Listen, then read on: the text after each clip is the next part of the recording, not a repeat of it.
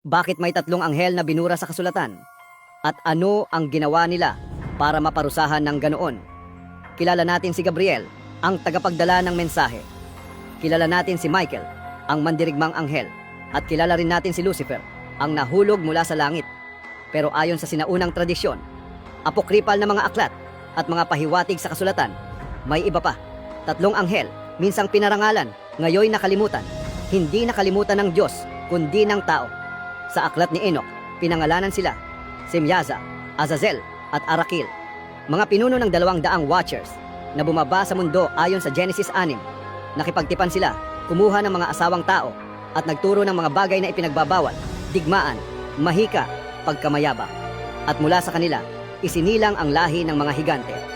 Dahil sa kanilang ginawa, dumating ang baha.